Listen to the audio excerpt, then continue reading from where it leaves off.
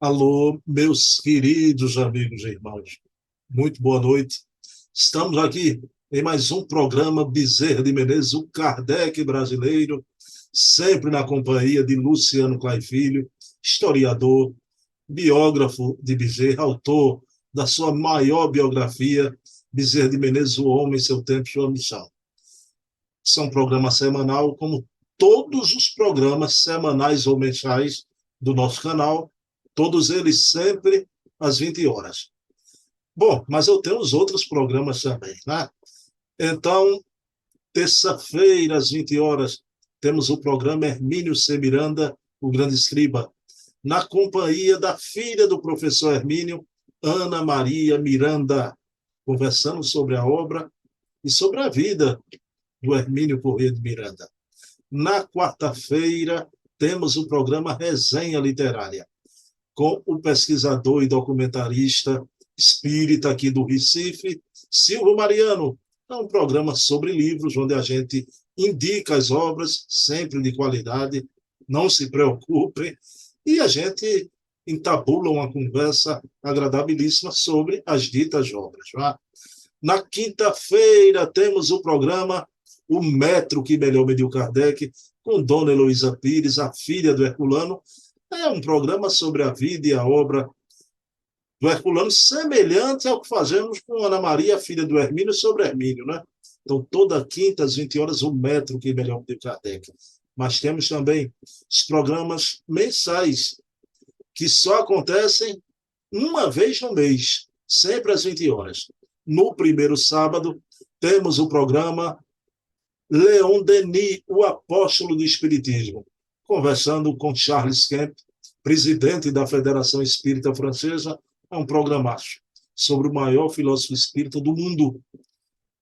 No segundo sábado, temos aqui César Perry de Carvalho, que conversa conosco sobre suas memórias e reflexões ao título do programa, e sobre as memórias do movimento espírita brasileiro. O César, que conhece as entranhas do movimento espírita, foi presidente da FEB, né? No terceiro sábado, temos o programa Portfólio Fontes Primárias, que foi ontem. Por favor, quem não viu, assista a entrevista antológica, como sempre, com o grande ícone da pesquisa espírita no Brasil, o querido Carlos Sete Bastos, que vai lançar uma nova obra, uma nova pesquisa. O Carlos Sete é simplesmente fora da curva.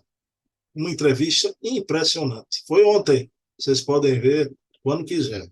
Então, todo terceiro sábado, Portfólio Fontes Primárias com Adair Ribeiro, curador do Museu ACOL, Allan Kardec Online, e a gente fala aqui sobre os documentos da época de Kardec, né?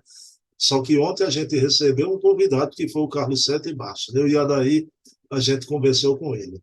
E para encerrar, todo quarto sábado, temos o programa O Eco da Imprensa Espírita, com Leonardo Marmo, articulista da revista Reformador e da revista O Consolador, que conversamos aqui sobre a imprensa espírita, que sai pela imprensa do Oiapoque ao Chuí, da imprensa espírita, evidentemente, né?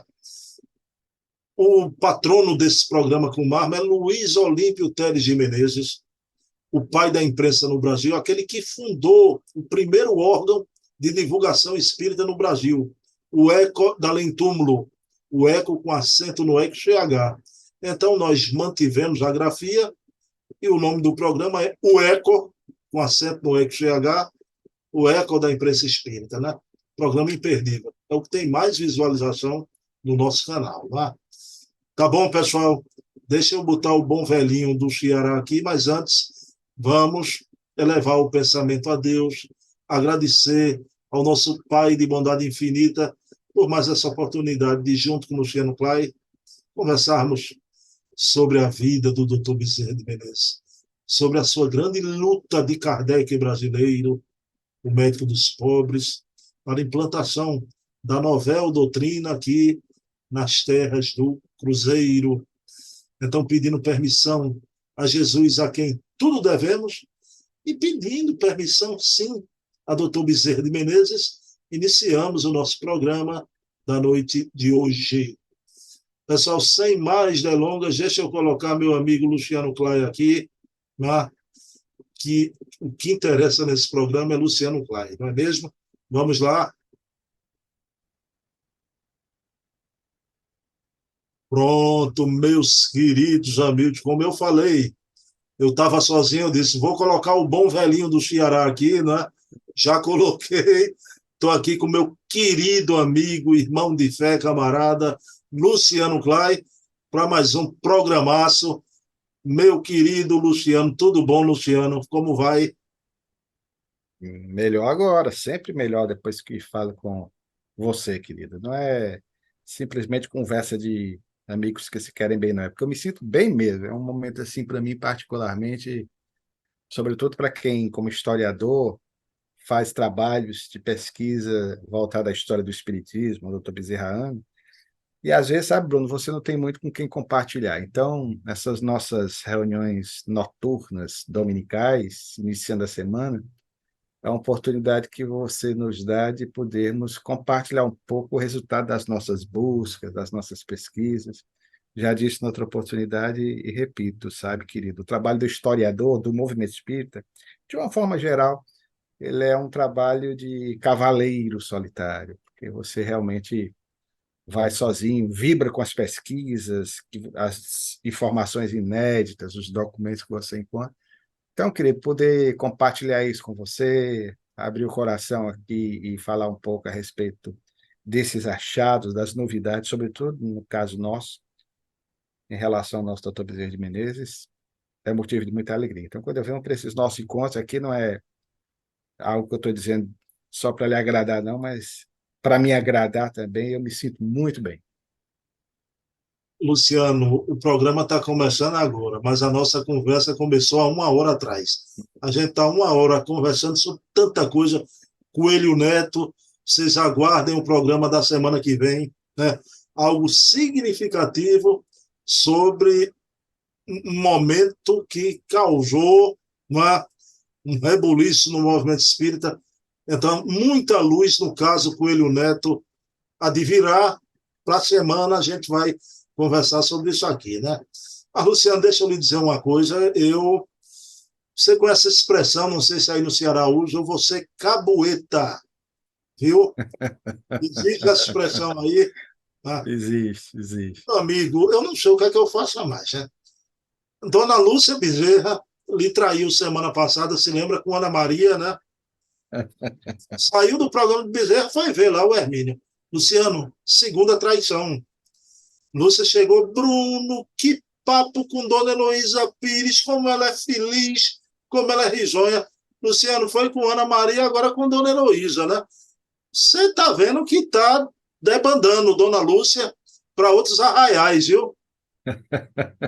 Mas a Lúcia é maravilhosa, ela não nos abandona, sempre está me mandando algumas mensagens, uma pessoa extraordinária que ama realmente essa parte também da história do Espiritismo. É outra, não vou dizer cavaleira, né, para não ficar esquisito aí, mas é uma amazona solitária, né? Também ela faz esse trabalho de garimpagem, gosta muito disso e é uma pessoa que particularmente temos um carinho muito grande, sempre nos acompanha. Passei a conhecê-la, aliás, por seu intermédio, por sua causa. Luciano e Lúcia, muito acessível, uma pessoa de humildade, porque parenta direta de quem é essa simplicidade, né? Uma alegria, um coração imenso. Lúcia, adoro você, você sabe disso, né? Porque Lúcia não fica aqui no chat, não, viu? Ela depois sempre comenta comigo as coisas, viu? Fique sabendo. Bom, Luciano Clay, veja bem, né? Luciano, eu fui recentemente assistir uma live em Pernambuco e eu sempre gosto de saber a opinião balizada, né? De um cara que tem 40 anos de estrada, fora trabalho como historiador, né? Tem o trabalho no movimento espírita. Luciano, você se lembra de grandes associações históricas no movimento espírita, né? A Abrage, do Herculano, de Olinda Amorim, a Associação Brasileira de Jornalistas Espíritas, né? A gente tem várias cruzadas dos militares espíritas, né? Tem ligação até com Viana. É, A AME Brasil, que eu adoro a AME, né? Associação Médica Espírita no Brasil. Mas veja bem, havia um espírita aqui, um baluarte do espiritismo em Pernambuco, Fernandinho. Eu compreendia muito Fernandinho, ele não gostava muito nem dessas históricas, viu? Ele Uhum. dizia, não, então vamos fazer as associações das empregadas domésticas, dos jardineiros espíritas, não é? Do eletricista, do homem da rua, né? Então, veja bem, só que essas grandes associações históricas, no devido tempo, onde tudo era tão distante, a gente não tinha essa rede, Luciano, né? Então era necessário agregar. Pois bem, eu fui ver uma live outro dia e teve os cumprimentos, Luciano. Luciano, não é força de expressão, mas dava para contar realmente, né? Foi mencionada mais de 20 coletivos espíritas. E me perdoa, não vou citar aqui os coletivos, mas dos mais fúteis possíveis, imagináveis, né? Dos mais fúteis. Luciano, a gente sabe que tudo tende a evolução nos encaminha para o tudo um no Deus, para as grandes unidades, né? Eu queria saber do historiador, do espírita Luciano Clay, você não vê isso como uma fragmentação, às vezes, desnecessária, Luciano Clay? Sem dúvidas, Bruno, e até evoca a lembrança de uma expressão muito comum na minha, na sua, na nossa infância. Tudo demais é veneno. Então, essas instituições às quais você menciona, Cruzada dos Militares Espíritas, por exemplo, fundada, eu me lembro da data porque é o aniversário de nascimento de Viana de Carvalho, 10 de dezembro de 1944. Só que Viana já estava no mundo espiritual, mas resolveram escolher essa data, a Associação Médica Espírita, a AME, a dos magistrados, e eu até posso dizer, porque eu participei de uma no seu nascedor, na fundação, idealizada pelo saudoso e querido amigo Eduardo Carvalho Monteiro, que é a Liga dos Historiadores, que tinha um propósito originalmente voltado especificamente à pesquisa histórica. Depois ampliou-se, foi para o caminho de uma pesquisa mais abrangente em relação a outras áreas dentro do próprio Espiritismo. Então, querido, quando se trata de uma instituição, como as que você citou, inclusive com a presença de Deolinda Amorim, a Abram e outras assim, que englobam categorias mais específicas, com o intuito de melhormente consolidar o trabalho de uma categoria, como no caso da AME, que faz a Associação Médica Espírita, que faz um trabalho notável em nível nacional, aí eu até que aceito, porque normalmente vão mais para o campo da pesquisa. Né? Você ter um grupo de médicos trabalhando, mostrando as conquistas da medicina, atrelando-as àquilo que o Espiritismo nos vem a trazer, eu acho extraordinária essa ideia. Agora, quando você subdivide, quando você detalha novas instituições, compartimentaliza, aí você já entra por um caminho que às vezes é mais por uma questão até, me perdoe, de vaidade pessoal. Eu vou criar isso aqui porque vai ser de repente, mas esse tipo de criação, embora eu não conheça essas instituições citadas por você, mas eu sou contra nesse sentido, aí sim divide, atrapalha. Essas que são mais robustas, que de certa forma se estribam em pesquisas consistentes. Nós temos hoje a dos magistrados espíritas, né, que são pessoas da área que eu acho interessante que elas se unem para trabalhar questões comuns à categoria. Os magistrados vão trabalhar temas relacionados ao próprio direito, como os médicos também, como os historiadores. A ideia do Eduardo era nesse sentido, que é o que nós fazemos hoje. Você vê o trabalho do Carlos Sete, você vê o trabalho do Adair, da Luciana, esse trio extraordinário que você teve a oportunidade de entrevistar, e outros tantos, que não são muitos. Nós trabalhamos aqui também com o Centro de Memória Viana de Carvalho.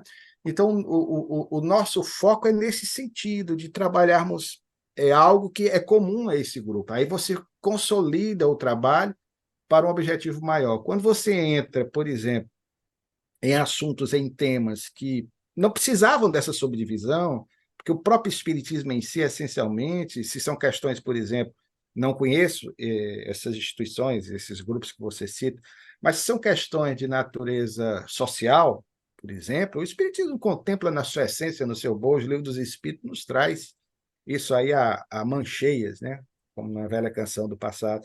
Então, eu particularmente vejo como desnecessário. Repito, com essas exceções, mas daí a pouco, repetindo o que falamos de início, tudo que é demais é veneno, até água em excesso nos faz mal, né? Tudo na vida tem que ter a dosagem necessária. Eu, particularmente, não concordo, querido. Tá? Pelo menos é a opinião do seu irmão daqui do Ceará. Bom, mas é sempre bom lhe ouvir sobre essas coisas, né, Luciano? A voz da experiência. Meu amigo, Luciano, quando eu entrei com você aqui, eu entrei e fiquei de boca aberta, né? Pessoal, sem combinar, né? Eu não botei nem plano de tela hoje, nem nada. Quando eu entro aqui, está aqui por trás de mim meus livros, né? E por trás de Luciano, livros também. Luciano, coincidência, não foi, Luciano? Coincidência, né? Aspas, né? Eu sou apaixonado por livros, sabe, Bruno? E desde criança, por influência paterna, meu pai, que já se encontra no mundo espiritual, a quem sempre homenageio, que tinha meu mesmo nome, aqui no Ceará era muito conhecido, aqui em Fortaleza em particular, Luciano Klein. Eu passei a adotar só o nome Luciano Klein depois que ele se foi, porque até então eu era conhecido como Luciano Klein, ou Klein, né? Filho, aí tinha um filho. Agora eu subtraí o filho e ficou só o Luciano Klein, ou Klein. Eu digo sempre a questão do sobrenome fica ao gosto do cliente, né? Porque é um nome de origem alemã, que se quiserem também pode me chamar de Luciano Pequeno, porque Klein alemão é pequeno, né? E eu tenho 1,67 m, um pouco maior do que o Dr. Bezerra, que tinha 1,60 m. Mas os livros sempre foram a minha paixão, sabe, Bruno? Principalmente livro antigo, e principalmente livro de história, livro de primeira edição. Então, nós temos várias primeiras edições de obras do nosso movimento espírita. Por exemplo, eu tenho Parnaso e Além Túmulo, a primeira edição que saiu, que era bem menor do que a última. Então, é, é, é algo que me fascina, né? Então, imagens de estantes antigas, a minha própria estante antiga, eu sou fascinado por isso, sabe, querido? Então, é uma coisa que eu herdei do meu pai, que era professor de língua portuguesa e de literatura, eu optei pela história, e sempre guardei um pensamento de um autor anônimo referente aos livros, que dizia, eu digo sempre para meus alunos, estou me despedindo do magistério depois de mais de 30 anos de dedicação a essa profissão, a qual eu muito sou grato a Deus pela oportunidade de ver passar por minha mão várias gerações de alunos, e eu dizia e digo sempre para eles, mesmo sendo professor de história, você quer fazer uma boa redação? Não tem outro caminho, não. É leitura, leitura, leitura, leitura. E havia uma expressão de um autor anônimo que dizia: quem não lê, mal fala, mal ouve e mal vê. Então, se você é hoje um excelente comunicador, Bruno, isso fica visível, é resultado aí de anos de leitura, desde a sua infância, adolescência. Eu fui educado pelo meu pai e lia, assim, fascinado, né, a série Monteiro Lobato, o Walt Disney brasileiro, tão injustiçado, né? Porque se ele vivesse nos Estados Unidos, ele teria a Lobatolândia, né? Nós temos a Disneylândia, nós teríamos a Lobatolândia, a série Sítio do Pica-Pau Amarelo, que fez tanto sucesso aí na televisão, mas hoje as gerações não conhecem Monteiro Lobato, né? Que, aliás, foi simpático ao espiritismo nos anos 40, também teve uma curiosidade em relação à fenomenologia mediúnica, traduziu até uma obra do inglês para o português, de temática espírita, então é uma figura bastante interessante. E talvez até esse meu lado espiritualista do passado, antes de ser espírita, a curiosidade por assuntos relacionados ao sobrenatural, em muito eu devo a Monteiro Lobato, que é um dos livros que mais me fascinaram, e eu era ligado a essas questões do folclore do nosso Nordeste, foi o livro O Saci, da série Sítio Pica-Pau Amarelo, e que ele falava desses seres que mais tarde eu vim a entender, fazem parte, claro, do nosso folclore, mas são considerados por alguns, principalmente o pessoal da teosofia, que é outra área, mas de seres infra-humanos. Aí você tem o Saci Pererê, o Caipora, o Curupira, muito comum aqui na nossa região, o Boitatá. Quer dizer, isso nos fascina, e eu vejo a juventude de hoje tão interessada, nada contra, né? Por causa da internet. No Halloween, agora em outubro, as festas de Halloween, nós nos esquecemos daquilo que é genuinamente nosso, que tem a ver com as nossas raízes, né? Desculpa aí devagar um pouco por essa área, mas você fez a pergunta, provocou, falando de livros, é o meu fascínio. De uns tempos para cá, a minha perseguição em relação a livros históricos do movimento espírita, raridades, que eu continuo, apesar da alergia com o tempo, né? Você vai adquirindo algumas alergias, somente na minha área, que compulsa muito material antigo, mas não tem jeito, é um vício aí, vou desencarnar com esses livros, e só ainda da época de pegar um livro, comprar o livro, não tinha ninguém olhando, cheirar o livro, né? Sentir o cheiro do livro, para mim, é um dos melhores perfumes. Livro em PDF, pelo amor de Não, eu não, exatamente, só quando não tem jeito, quando você não encontra mais a obra, aí tudo bem, você tem que folheá-la, ou até se vale de uma cópia xerografada, mas o livro mesmo, por isso que nós fizemos o livro do Dr. Bezerra daquele tamanho. Muita gente questionou, queria em 2 volumes, 3 volumes. Eu disse, não, 2, 3 volumes não dá certo. A pessoa compra o primeiro, não compra o segundo, não vai ler o resto da história, e tanta pesquisa, vai se interessar por essa parte. Aí deixa assim mesmo, vamos ver no que vai dar, né? Um livro à moda antiga, gordinho, sem economia, mas que, graças a Deus, teve uma boa saída. Não, Luciano, eu tenho uma amiga que disse que lê livro em todo canto, né? Você usou o estratagema. O livro de Bezerra é muito bom, porque você tem que ler em casa, na mesa, ou com a almofada por baixo. Não dá para você ler dentro do ônibus, no carro, em qualquer lugar, não dá. Você tem que ir, né? Até porque desmonta o livro, né? Livro muito grande, volumoso, com capa dura. Se você mexer muito, ele vai se soltando, né? Então, infelizmente tem essas desvantagens, mas para você ver o livro, lê-lo com carinho, né? Com cuidado devido, como aliás nós tínhamos antigamente com os livros antigos. Embora eu só saiba ler meus livros, Bruno, sabe? Conversa que nós estamos tendo sempre antes do nosso comentário principal sobre o Dr. Bezerra de Menezes, mas não vou dizer cultura inútil, porque é algo que de repente pode interessar às pessoas, mas eu só sei ler riscando, sabe, meu filho? Todos os meus livros são riscados, Também, também, anotados, também, também. Também. porque senão não consigo. Passei aqui e não li esse livro. Então, Mas anos depois eu vou olhar se com um caderninho anotando alguma coisa do que eu. lado, do lado, do lado. Antigamente era o caderninho, tudo no manuscrito mesmo, numa agenda, no complemento, até para palestras, como nós dá muita palestra, então você está lendo um livro aqui, olha, isso é interessante, essa abordagem aqui, aí leva para a palestra. Bom, vamos lá, Luciano. A primeira vez que eu vi essa afirmativa sua aí foi de Malbataan. Se lembra Malbataan? Lembro, Quem sim, não grande vê, Malbatão. vê mal, ouve mal, fala mal, né? Malbataan.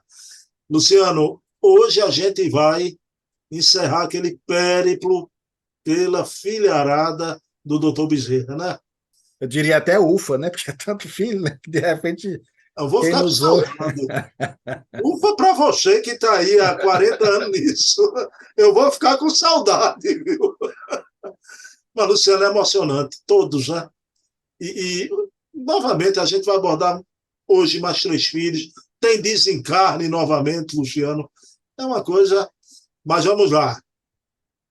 Maria da Conceição Bezerra de Menezes, né?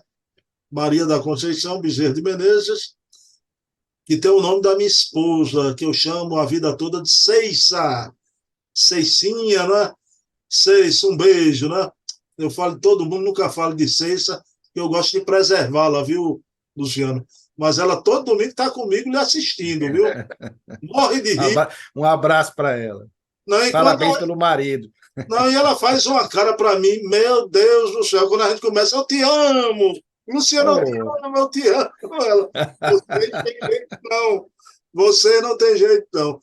Luciano, essa filha, Maria da Conceição, quando a mamãe desencarna, ela vai viver com a irmã Ernestina, não é? Luciano, novamente, mais uma que vai para o plano espiritual através da tuberculose. você veja, né, meu irmão querido, assim, né? Nós já até uma vez comentamos a respeito dela, quando eu lhe falei numa outra live a respeito das Marias na vida do Dr. Bezerra de Menezes. Ele era apaixonado por Maria, a mãe de Jesus, e foi cercado de Marias, além de duas irmãs de Dona Maria, a própria mãe tinha Maria no nome, a sogra era Maria, a primeira esposa Maria, e essa Maria nasceu exatamente por isso o nome, coincidentemente da sua companheira amada, Maria da Conceição, porque nasceu no dia de Nossa Senhora da Conceição, 8 de dezembro.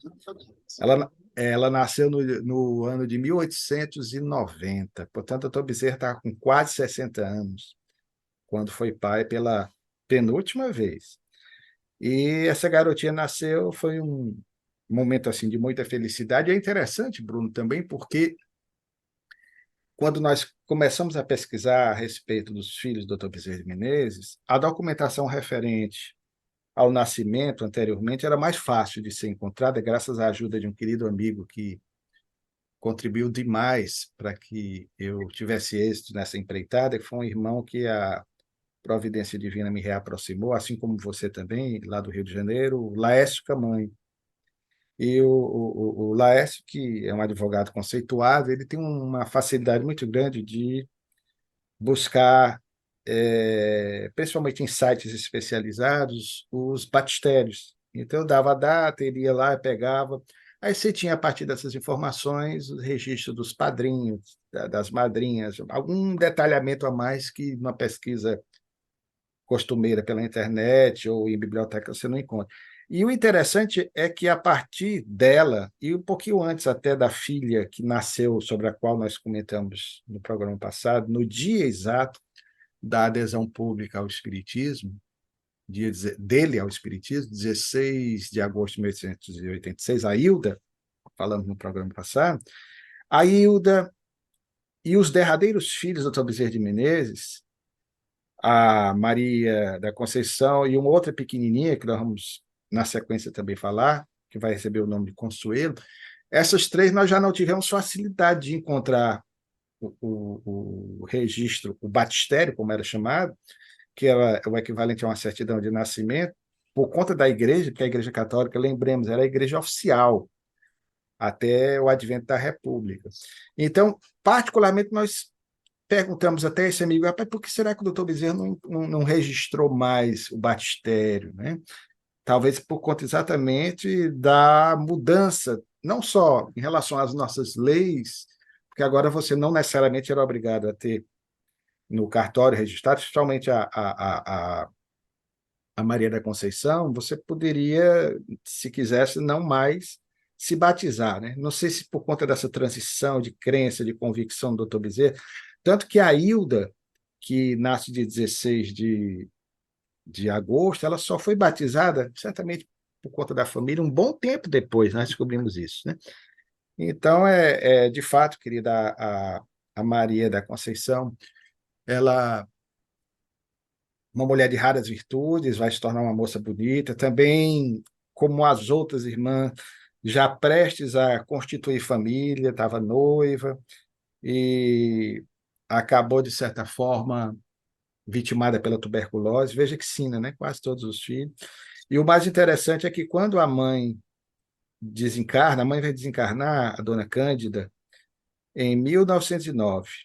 Então, ela ainda era muito jovem, ela vai passar a viver com a Ernestina, aquela irmã, a Zizinha, sobre quem nós falamos anteriormente, aquela cuja bisneta, né? Aliás, cuja neta e a bisneta, né? Nós tivemos a oportunidade de conversar, e a bisneta de vez em quando assiste aqui ao nosso bate-papo dominical, é a Rosane Vitor, que é psicóloga no Rio de Janeiro. Então, a Maria da Conceição, por ser muito novinha à época, antes até de ficar noiva e de adoecer e desencarnar, ela passou os últimos dias vivendo com a irmã, com a Ernestina e o seu marido, João Mendes, né, que vão cuidar dela como uma filha, né, sendo mais nova do que a irmã. Então, uma vida também muito sofrida. É triste, né, pensar assim essas situações pelas quais os filhos do Dr. Bezerra de Menezes e de Dona Cândida Augusta, né, passaram, vitimados pela tuberculose. Lembrando que ainda teve um outro que teve a febre tifoide do primeiro casamento, o Antônio. Mas se nos consola algo é a certeza de que, quando, no caso da Maria da Conceição, ela desencarnou, em 1912, certamente o paizinho e ao lado da mãe agora, né, no mundo espiritual, estavam para abraçar a filha de retorno ao mundo maior. Então, desta feita, o Dr. Bezerra não estava na Terra e certamente, em meio a esse desenlace da filha, já teve talvez uma outra perspectiva, uma outra ideia, e o sofrimento foi minorado, porque agora é um sofrimento de reencontro do lado de lá e não de perda, como normalmente nós temos nessa perspectiva daqui para lá. Era de lá para cá, então ele estava recebendo a filha de volta. Luciano, aí vamos já, filhinha seguinte, Consuelo, você, en passant, referiu a ela aí. Meu amigo, veja bem, essa menininha, sim, vai nascer quando o Bezerra tem 64 anos de idade, né? Luciano, a gente viu Joãozinho, que desencarnou com poucas horas, né? A mãe tinha perdido uma filha, Cristiana, Joãozinho vai viver poucas horas. Essa garotinha, Luciano, 3 aninhos apenas, já, Consuelo. Luciano, e há uma passagem emocionante no féretro, não é? Da menininha Consuelo, relacionada a doutor Bezerra. Bruno, é interessante, o Dr. Bezerra foi pai com, você citou, 64 anos. Ela nasce, curiosamente, né, no ano em que o Dr. Bezerra de Menezes vai assumir, pela derradeira vez, a presidência da Federação Espírita Brasileira, que é em 1895. Ele assume 3 de agosto, e eu digo a derradeira porque ele vai desencarnar em 11 de abril de 1900, no exercício da função. Então, o Dr. Bezerra de Menezes foi pai, estando à frente da Federação Espírita Brasileira. Aliás, é aquilo que dissemos desde o começo, quando começamos a falar sobre a vida em família do Dr. Bezerra de Menezes, que uma grande família, no caso dele, não foi, em hipótese alguma, empecilho para que ele pudesse realizar a missão extraordinária a que veio, incumbido por Jesus, na Terra promover, trabalhar. Então, nós vimos aí que uma prole considerável, mesmo assim, diferentemente de grandes missionários que optaram por uma vida celibatária, claro que ajuda para quem tem um foco, mas o doutor Bezerra não precisou disso, que não é para qualquer um, né? Uma família desse tamanho. E a filhinha, portanto, a Consuelo, ela nasce com um problema congênito no coração. Isso moveu a atenção paterna, ele tentou o quanto pôde resolver como médico, o probleminha da filha. Se fosse nos nossos dias, muito possivelmente uma cirurgia cardíaca, que na época, obviamente, não existia, poderia ter salvo a sua vida. Mas, infelizmente, isso não aconteceu. E em 1898, porque ele vai ter ainda um último filho, mas como era um dos primeiros, nós já falamos dele, o Adolfo Júnior, que vai desencarnar no ano seguinte, 1899. Então, a filhinha desencarna e ele tem um baque muito grande, sobretudo porque 3 aninhos dentro de casa, uma criança, né, mesmo com os problemas de saúde. E o mais surpreendente, Bruno, essa filha, ela vai voltar depois, através de uma comunicação mediúnica, muito impactante. Isso, de certa forma, deu um alento muito grande ao Dr. Bezerra de Menezes, porque, embora desencarnada com 3 anos, quando a comunicação mediúnica vem, através de um médium da confiança do Dr. Bezerra de Menezes, você percebe que se trata de um espírito de uma consciência espiritual extraordinária. E, muito claramente, você percebe que é um espírito com vínculos pretéritos e importantes dentro do próprio cristianismo, notadamente no campo da Igreja Católica, pelos trejeitos, pela linguagem da Consuelo, espírito, que depois volta e vai ajudar o pai ainda nessa fase derradeira da sua missão na Terra. Então, você percebe tratar-se de um espírito que tinha todo esse arcabouço ainda cultural da igreja, a qual ela fez parte. Muitas pessoas não entendem, já havia até críticas, mas o espiritismo tem muito santo, etc, etc. Lembremos que Kardec, quando codificou o espiritismo, boa parte da equipe do Espírito de Verdade era de santos, né? São Luís, São João Evangelista, o próprio São Paulo, que volta, que traz de novo a importância aí daquela questão do lema do fora da caridade, não há salvação, que está no capítulo 15 do Evangelho segundo o Espiritismo. Então, São João Vianney, enfim. Então, você vai ver a importância desse espírito, a garotinha, na vida do pai, o que, de certa forma, também foi para ele um alento muito grande. Agora, se você me permite, Bruno, eu não sou muito de ler, mas eu tinha imaginando você fazer essa pergunta, porque é praticamente a derradeira filha do Dr. Bezerra de Menezes, o Reformador, que é o órgão da Federação Espírita Brasileira em circulação até os nossos dias, ele já, na ocasião, como o doutor Bezerra era o presidente da instituição, ele descreve esse momento de dor pelo qual o chefe do espiritismo, como ele chamava naquela época, né, o presidente da federação, o líder, aquela pessoa que conduzia, era uma expressão utilizada, chefe nesse sentido, o que o doutor Bezerra de Menezes experimentou nesse momento de prova de fogo, de uma prova seca, é mais uma. Então, é impressionante a tranquilidade, embora a dor dilacerante que ele sentia naquele momento, mas o reformador descreve aqui uma passagem bem interessante, é 1º de agosto de 1898. Nós pegamos, se você me permite, é rapidinho, só para ler, para você, com o texto do articulista da época, ter uma ideia do que aconteceu na hora do féretro, na hora do enterro.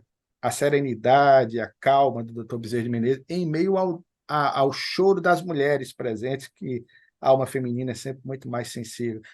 A masculina disfarça, né? Mas a mulher que é o sexo forte dessa história, né? E não o sexo frágil. Como dizia, aliás, um cantor antigo, parceiro do Roberto Carlos, o Erasmo Carlos, né? Numa conhecida canção dos anos 1970, dizem que a mulher é o sexo frágil, mas que mentira cabeluda, ela é que nos sustenta, né? Então, olha o que é que diz aqui o reformador, pegando esse pequeno trecho.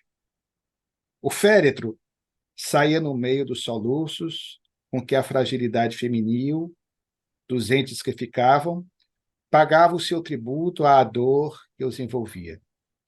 À porta, as senhoras em lágrimas formavam um grupo enternecido e no meio dele se destacava como um floco de neve a cabeça branca do velhinho, à semelhança dos antigos patriarcas no meio de sua tribo afetuosa. E, ao se recolher a tão augusta serenidade, estampada no semblante, era tão sincera, tão verdadeira aquela resignação à dor que lhe tumultuava no íntimo, que nos sentimos presa da mais profunda e irreprimível emoção. Lágrimas de enternecimento borbulhavam dos nossos olhos. Isso quem narra era quem escreveu o artigo, que estava presente no féretro. Muito possivelmente, cremos, Pedro Richard, que era amigo do Dr. Bezerra de Menezes, se auto-intitulava discípulo de Marx. Então ele conclui dizendo: distante daquele exemplo vivo do poder da fé, abençoada a doutrina que assim produz tão santos frutos e é capaz de lançar tão fundas raízes no coração dos seus apóstolos.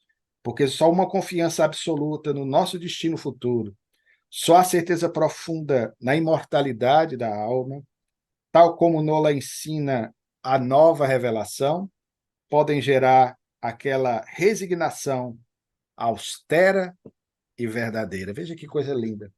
Eu não conseguiria reproduzir isso aqui tão fielmente como no texto do Reformador, que fizemos questão de transcrever quase que na sua íntegra no livro, para que nós pudéssemos perceber o testemunho de alguém que estava lá na hora do sepultamento do corpinho da filha, de 3 aninhos, enquanto as mulheres choravam, ele estava já cabecinha, embranquiçada, né, pela neve do tempo e os sofrimentos pelos quais passava, mais ou menos como, aliás, essa imagem aqui, que foi uma das últimas fotos dele, né?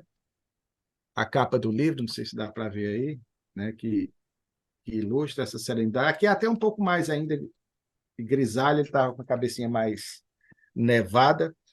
Então, querida, é um exemplo que fica aí para todos nós, sobretudo nesses dias difíceis de incertezas, de preocupações pelos quais nós passamos, e também a certeza que nós, como espíritas, temos do quanto essa fé que abraçamos para nós ela é importante na sustentação das nossas vidas e a que continuemos em meio às vicissitudes existenciais, colhendo da existência presente as lições necessárias ao enriquecimento do nosso patrimônio espiritual. Bem, Luciano, um momento de tanta beleza do Dr. Bezerra. A gente vai encerrar esse programa de hoje com a exemplificação do Dr. Bezerra através da filhinha derradeira, né? Que essa aqui não pode faltar também, né, Luciano? Né? Luciano, o doutor Bezerra, com essa grande prole, vai ter uma filhinha adotiva, uma escrava alforriada, mas a grandeza e a beleza dessa adoção é porque ela vem de um fato problemático, né, da família, não é? Luciano, fale de Antônia Bezerra de Menezes e sobre essa delicadeza que aconteceu na família, e o doutor Bezerra, com a grandeza da alma, né, arrebata essa menina. Essa é a Antônia, a Antonica, como ele carinhosamente a chamava. Nós não sabíamos da existência dessa filha até praticamente o final da pesquisa, quando, com a ajuda novamente do Laércio Camanho, tivemos a felicidade de ver o batistério dela. Aí foi quando começamos a suspeitar de algo e, com a ajuda do Laércio, nós chegamos às informações que constam do livro. Essa filha não era registrada em nenhuma das biografias do Dr. Bezerra de Menezes, mas ele a adota, dá-lhe o nome Bezerra de Menezes, Antônia Bezerra de Menezes, que, aliás, vai desencarnar. Ela era, embora na sequência, no livro nós deixamos por último, mas teve uma intenção, porque como ela era adotiva, nós quisemos compartilhar com o leitor um pouco a respeito de sua trajetória. Ela era da área da pedagogia, desencarnará em março de 1901, aos 33 anos. Ela nasceu em 1867. Agora, o mais interessante, Bruno, é que a Antonica, que, como já disse no outra live para você, quando o pai desencarna, o Dr. Bezerra desencarna um ano antes dela, praticamente, né, 11 meses antes, ela vai comprar e encaminhar, era comum naquela época, uma grinalda, né, e coloca lá sobre o esquife, o caixão, e lá vem um agradecimento, que você percebe toda a grandeza dessa alma. Saudades eternas da sua filha Antonica, a filha adotiva. Mas qual é a história da Antonica ou da Antônia? A Antônia nasceu em 1867, no mesmo ano da outra filha do Dr. Bezerra de Menezes, Ernestina, sobre quem falamos há pouco, a Zizinha. E as duas foram criadas, muito possivelmente amamentadas pela mãe, ou como era comum naquela época, pelas amas de leite, não, cresceram juntinhas. Mas aí é um fato curioso que, na época, quando nós fizemos a pesquisa, ficamos até na dúvida, meu Deus, será que eu registro, será que eu não registro? Mas o historiador não pode fugir àquilo que ele descobre. Mesmo se fosse em relação ao doutor Bezerra, teria que desvendar isso. Nós não podemos ocultar esses fatos, mas era muito comum naquela época, Bruno. O sogro do doutor Bezerra, Mariano José Machado, casado com dona Maria Cândida Machado, ele vai ter o que era comum. Ele tinha uma escrava em casa que era uma mulata. Tanto é que o documento da época a descreve como uma expressão de época. Ela era parda, clara. E o Mariano José Machado, como muitos da época, vai ter um relacionamento com a escrava, de nome Flausina, Flausina Honorina, era esse o nome dela, e eu estou citando o outro nome para você depois entender aqui, onde é que eu quero chegar. E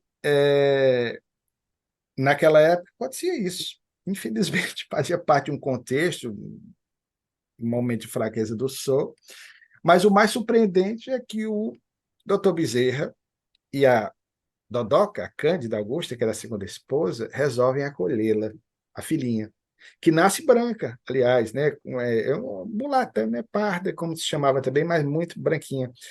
E o fato, querido, é que o doutor Bezerra de Menezes vai adotar a criança como filha sua, filha e da Dodoca, que por conseguinte era irmã da mesma, né?